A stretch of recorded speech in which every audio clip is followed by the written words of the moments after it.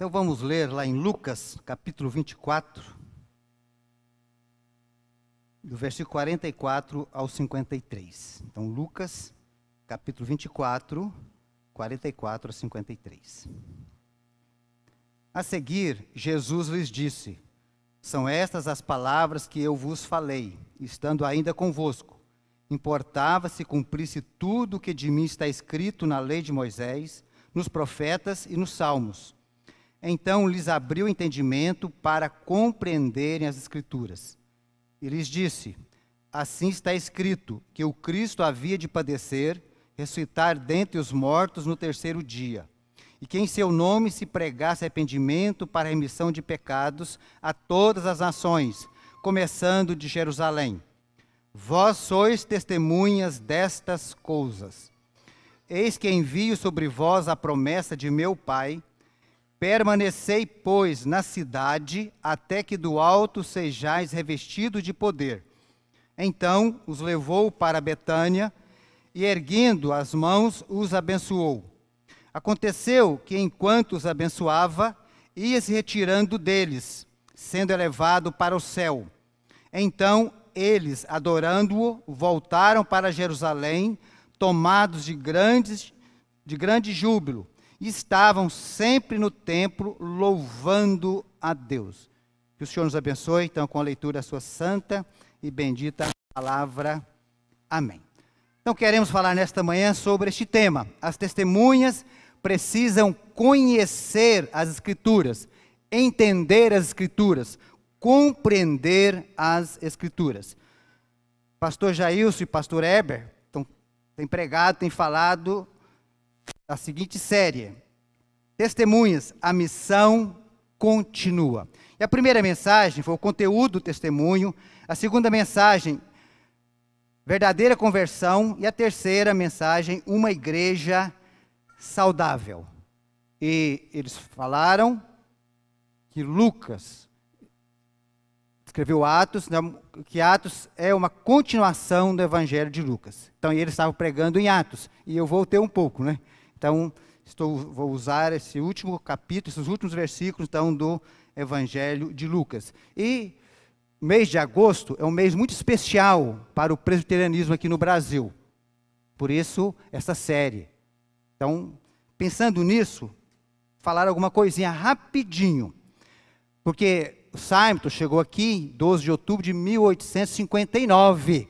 Mas é bom lembrarmos um fato histórico, que em 1557, vários missionários franceses chegaram ao Brasil, na tentativa de implantarem o presbiterianismo.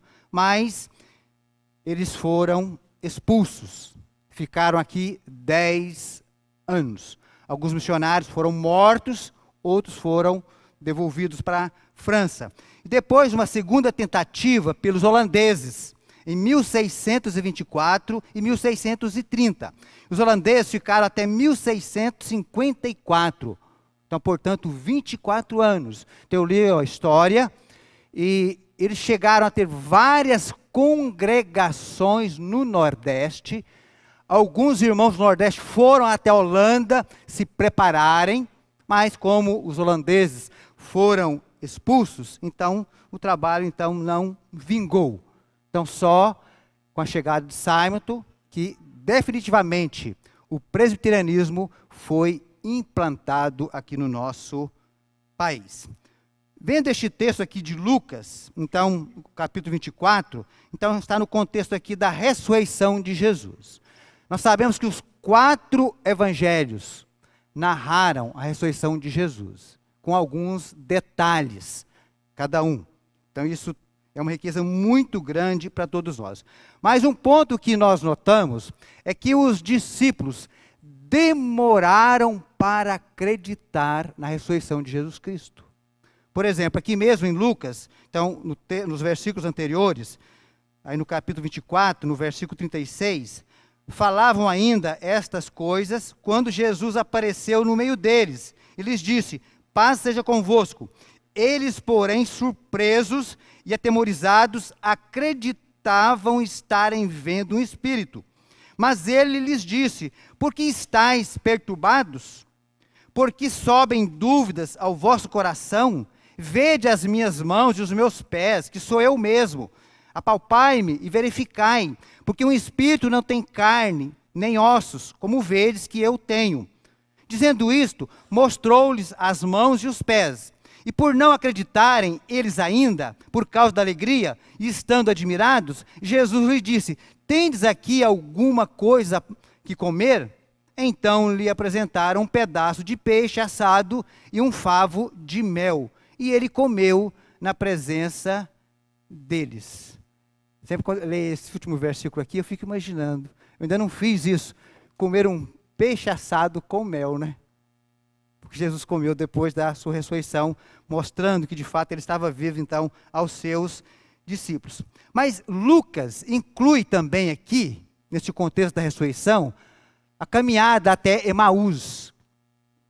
O texto que nós conhecemos bem, está a partir do versículo 3 desse capítulo, aqueles dois discípulos voltando de Jerusalém para Emaús, tristes, cabisbaixos, mas comentando, conversando, claro que sobre a morte de Jesus. E nós sabemos que Jesus se aproxima deles e vai com eles. E Jesus entra na conversa, faz pergunta, e eles não reconheceram, mas Jesus continuou.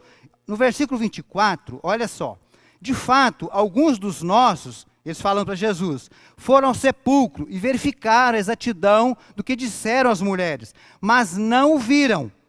Olha só o versículo 26. Porventura, Jesus falando para eles, não convinha que o Cristo padecesse e entrasse na glória? 27. E começando por Moisés, discorrendo por todos os profetas, expunha-lhes o que a seu respeito constava em todas as Escrituras. E aí, no 32, e disseram um ao outro, porventura não nos ardia o coração quando ele pelo caminho nos falava, quando nos expunha as Escrituras? Aqui depois que eles reconheceram, Jesus desapareceu e os dois voltaram imediatamente a Jerusalém. E eles comentando, olha, quando ele expunha as Escrituras, ardia o nosso coração. Irmão, sempre esse texto me chama a atenção. Quando nós lemos as Escrituras, quando nós ouvimos as Escrituras, será que o nosso coração arde? É um desafio para todos nós, sem dúvida nenhuma. É a palavra de Deus. E voltando aqui então ao texto que nós lemos, aqui na ARA tem um subtítulo: Jesus explica as Escrituras. Nós, claro, que não assinamos embaixo em todos os títulos que estão aqui, mas em alguns estão bem coerentes, né? Então esse, por exemplo, está. Jesus explica as Escrituras. E nós queremos destacar, então, deste texto, o seguinte. Em primeiro lugar, Jesus abre-lhes o entendimento. Olha o versículo 45. Então lhes abriu o entendimento para compreenderem as Escrituras. Entenderem as Escrituras. Não pensemos que os discípulos não tinham conhecimento do Velho Testamento. E que também a Bíblia é um livro difícil de ser entendido.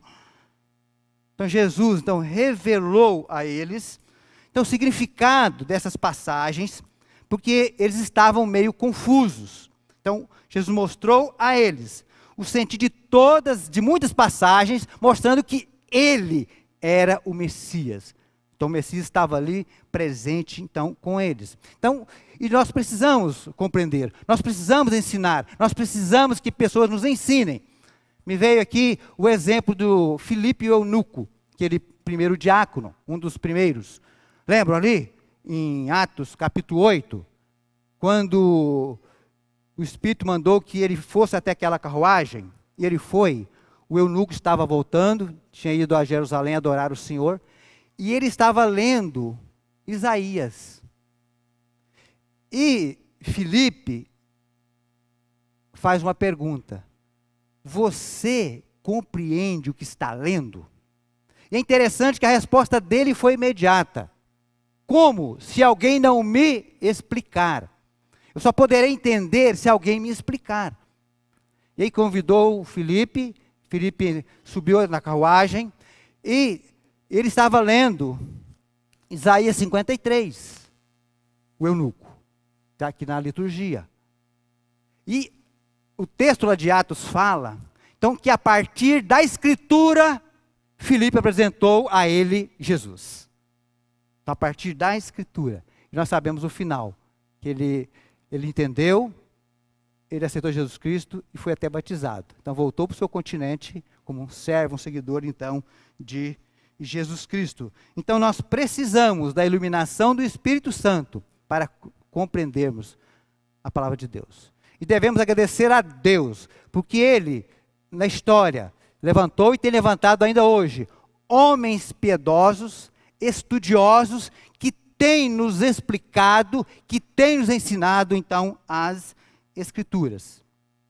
Mas, acima de tudo, nós precisamos da iluminação do Espírito Santo.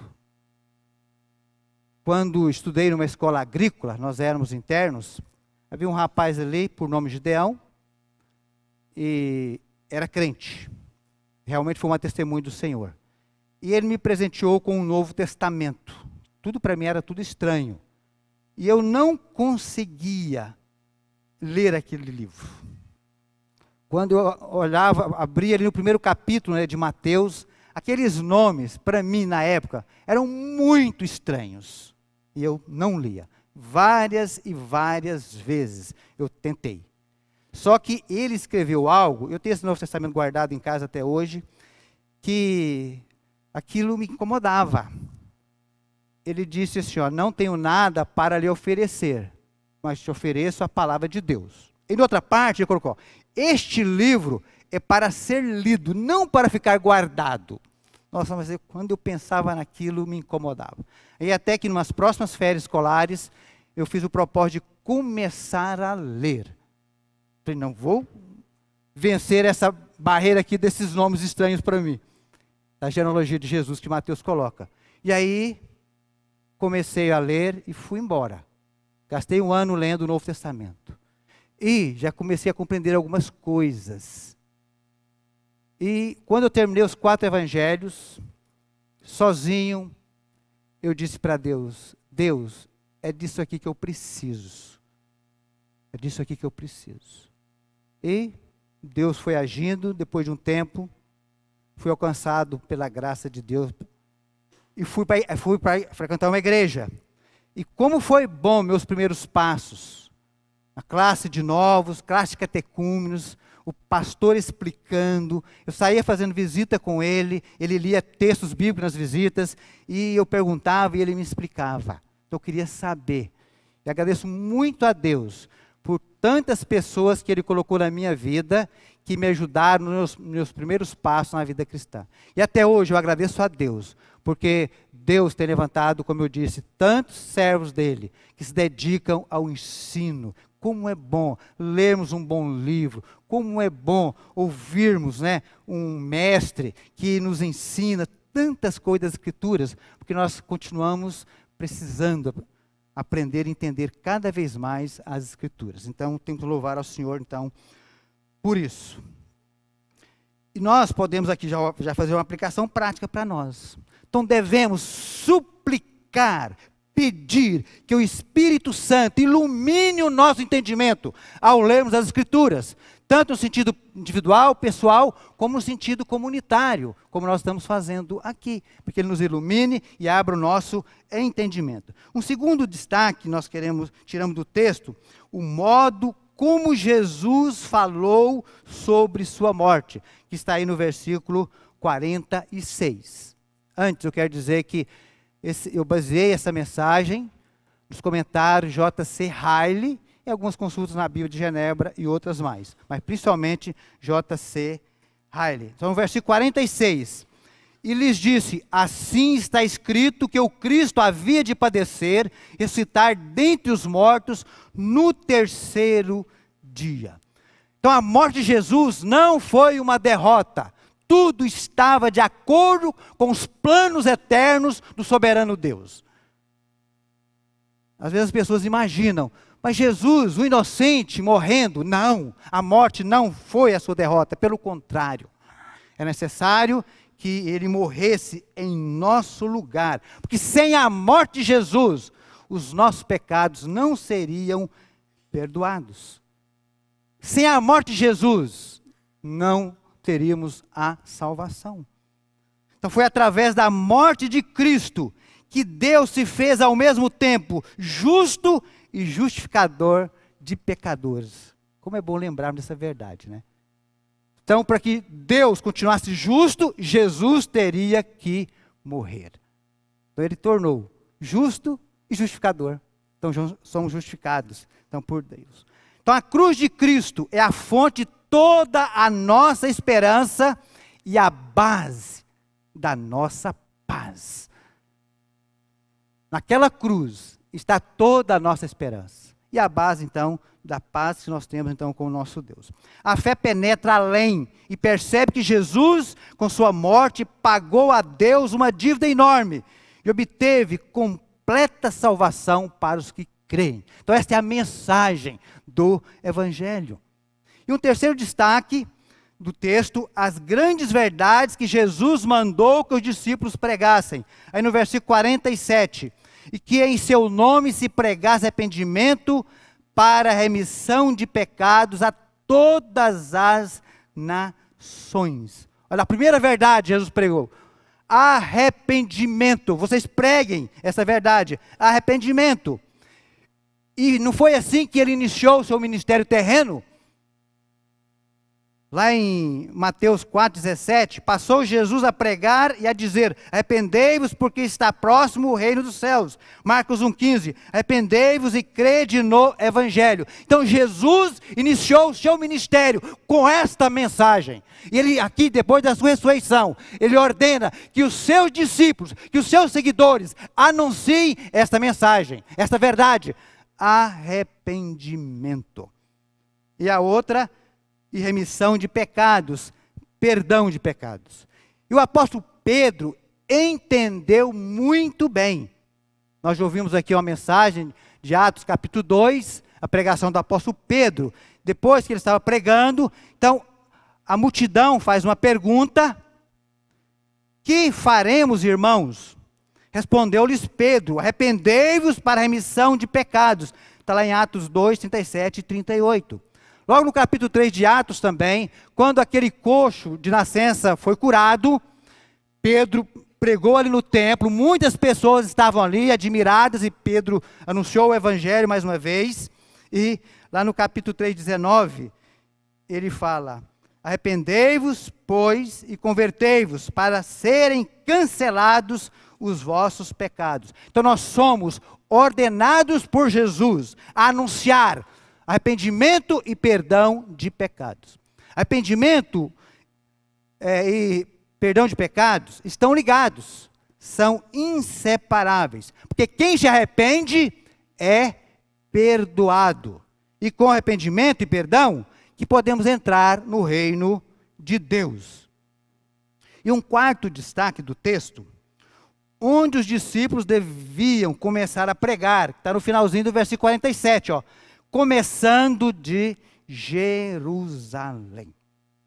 Qualquer enfermidade espiritual pode ser curada pelo Evangelho, nós sabemos disso. Porque Jerusalém era uma cidade cheia de orgulho, de incredulidade, hipocrisia e obstinada. Nós percebemos isso quando lemos os Evangelhos. Lembra que mesmo em Lucas, no capítulo 19, depois que tem a entrada triunfal de Jesus ali, eles aclamando a chegada do rei. E Jesus, de longe, avista Jerusalém. Lá no capítulo 19, versículo 41, Lucas tem esse detalhe. Jesus chorou. Ele sabia o que aconteceria com aquela cidade. Aquela cidade o rejeitou e depois seria destruída pelos romanos, pelo imperador romano. E lá em Mateus, no capítulo 23, 37, sempre essa passagem me chama a atenção. Jesus disse, Jerusalém, Jerusalém, que mata os profetas e apedreja os que te foram enviados. Quantas vezes quis eu reunir os teus filhos, como a galinha junta os seus pintinhos, debaixo das asas, e vós não quisestes. Por isso que ele mandou, começando por Jerusalém. E essas palavras de Jesus revelam a profunda e a extensão da misericórdia do Salvador. Porque essa Jerusalém aponta para Jerusalém celestial, a nova Jerusalém. Eu, pessoalmente, acho muito lindo este nome, Jerusalém. E gosto de vários hinos que falam de Jerusalém. Como isso traz uma esperança muito grande para nós. Observe os hinos que falam de Jerusalém. São lindos, profundos, comoventes. Estão cheios da misericórdia do nosso Salvador por nós. E um quinto destaque, o que somos chamados a fazer. Versículo 48. Vós sois testemunhas destas coisas. Então, o verdadeiro discípulo de Jesus tem que testemunhar dele neste mundo perverso. E o mundo continua mal. E, sem dúvida nenhuma, ao testemunharmos de Jesus, nós enfrentaremos muita oposição. Muita oposição. Me lembro, quando estava no seminário, lá em São Paulo, então era comum, naquele tempo, isso na década de 80, vários pregadores, assim, nas praças, sábado e domingo. E eu estava lá numa igreja, lá na Liberdade. Aí um dia chegou um irmão ali para fazer uma visita, e comecei a conversar com ele, e ele disse algo. Falou, olha, outro dia eu estava passando na praça, tinha um pregador falando, mas as pessoas não estavam nem aí. Aí eu cheguei para ele e falei, irmão, eles não querem, eles são contra. Mas é admirável, mesmo assim, eles continuavam pregando.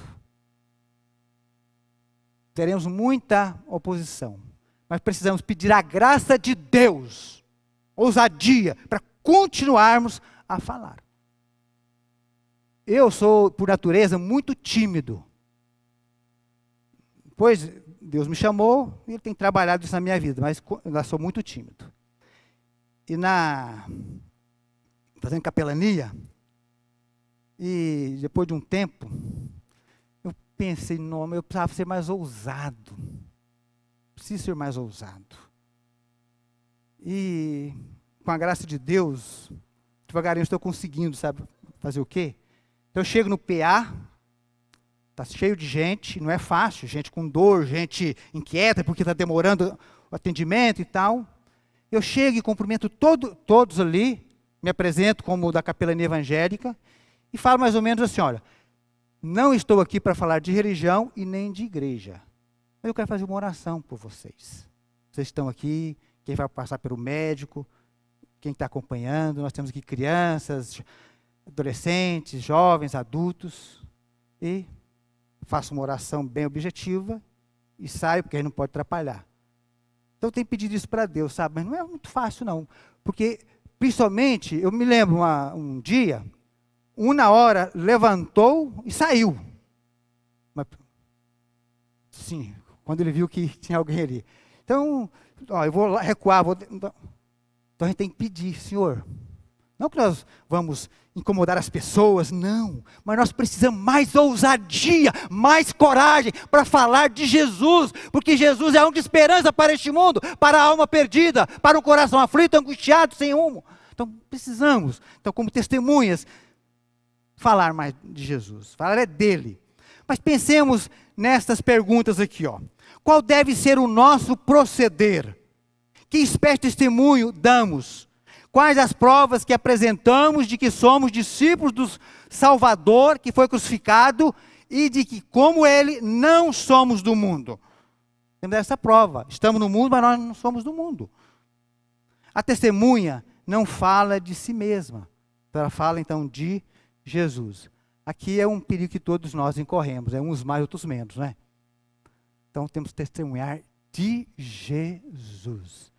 Então, eu mesmo tenho que me vigiar, porque às vezes a gente empolga com a nossa própria experiência e a gente começa, né? Mas as pessoas não estão precisando da nossa experiência. As pessoas estão precisando, então, de Jesus Cristo. E no versículo 49, então, temos aqui a promessa. Eis que envio vós a promessa de meu Pai, permanecei, pois, na cidade, até que do alto sejais revestido de poder. E eles permaneceram. Era necessário que eles ficassem ali. Nós já ouvimos a pregação, no capítulo 2 de Atos, da descida do Espírito Santo. Mas olha só como que Lucas, então, conclui aqui este capítulo, o seu evangelho. Versículo 50. Então os levou para Betânia e, erguendo as mãos, os abençoou. Olha que momento ímpar. Ali naquele momento, eles foram abençoados por Jesus. E o 51, o que acontece? Aconteceu que enquanto os abençoava, ia se retirando deles, sendo elevado para o céu. Então Lucas tem esses detalhes, né? Marcos fala um pouquinho só sobre isso, da ascensão de Jesus. Lucas fala aqui e fala em Atos também, né? Lá no capítulo 1, quando os discípulos estavam ali na presença de Jesus, nos últimos instantes. Então logo Jesus ascende ao céu. E eles ficaram olhando. Aí o anjo veio. Galileus, esse Jesus, vocês estão olhando subir, um dia ele descerá, ele voltará. Olha, irmãos, que coisa preciosa. Então ele subiu, eles viram, e um dia ele descerá na sua segunda volta. Que algo fantástico, a volta de Jesus. E nos versos 52 e 53, olha os sentimentos dos discípulos aí. Então eles, adorando-o, voltaram para Jerusalém, porque eles estavam ali perto de Betânia, que é perto de Jerusalém também. Tomados de grande júbilo, e estavam sempre no templo, louvando a Deus. Algumas lições nós podemos tirar aqui. Precisamos entender as Escrituras. Precisamos compreender as Escrituras. Precisamos conhecer as Escrituras. Então Deus tem usado servos estudiosos, piedosos, para nos instruir, para nos explicar as Escrituras. Mas, acima de tudo, nós precisamos da iluminação do Espírito Santo para compreendê-la. E precisamos pregar estas verdades, arrependimento e remissão de pecados. Então, precisamos ser testemunhas destas coisas. Para a nossa aplicação, examinemos as Escrituras, estudemos as Escrituras, meditemos nas Escrituras, vivamos de acordo com as Escrituras. Eu acho que é um ponto muito especial e que muitas vezes nós temos vacilado. Viver também de acordo com as Escrituras. Precisamos falar das Escrituras, mas viver as Escrituras, para que as pessoas possam dar crédito à mensagem que nós estamos falando. É um desafio para todos nós, viver segundo as Escrituras também. Falemos da necessidade de arrependimento e remissão de pecados. Testemunhemos das boas novas do Evangelho. Agora, para sermos fiéis testemunhas, precisamos conhecer, compreender as Escrituras. E assim Deus desperte a sua igreja e nos ajude, porque nós dependemos totalmente da graça de Deus para sermos testemunhas, para participarmos da sua obra, no engrandecimento do seu reino, na divulgação do seu evangelho. Então que Deus nos abençoe a todos e nos dê mais visão missionária, mais visão de evangelização, de levarmos esta mensagem a tantos corações que necessitam. Amém.